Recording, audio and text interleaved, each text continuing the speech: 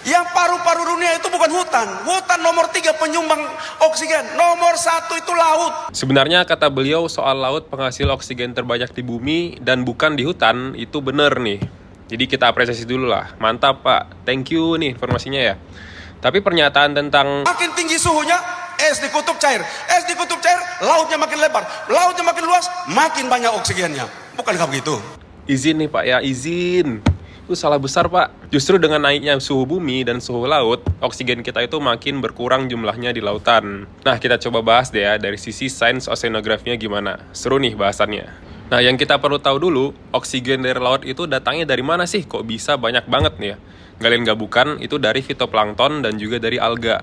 Dengan yang terbanyak itu ada dari fitoplankton. Nah, si fitoplankton ini gimana sih ngasihin oksigennya? Ya, sama kayak tumbuhan sebenarnya ya, lewat mekanisme fotosintesis. Yang di dalamnya itu ada namanya sel klorofil. Jadi dalam prosesnya butuh CO2 dan juga cahaya matahari. Sehingga dia hidupnya di zona fotik di lautan nih, yang mana masih terpapar cahaya matahari ya sekitar 100-200 meter dari permukaan laut. Nah selain itu, sebagaimana makhluk hidup, fitoplankton ini juga butuh makanan dan juga nutrien kayak nitrat dan juga fosfor.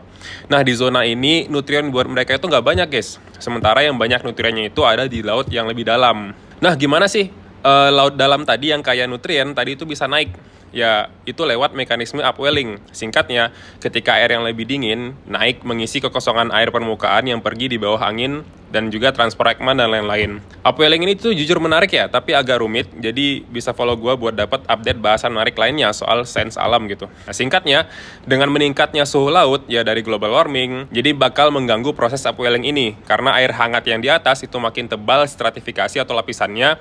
Jadi yang bawah makin sulit buat naik ke atas. Jadi kesimpulannya sedikit nutrien mengurangi populasi dari fitoplankton itu sehingga oksigen yang dihasilkan juga berkurang, bahkan bisa mengganggu rantai makanan nih karena fitoplankton itu sebagai produsen utamanya. Nah, jadi menurut teman-teman gimana nih milih air laut makin banyak atau oksigen yang masih terjaga? Ketik di kolom komentar dan juga share konten ini ke teman-teman planktonnya.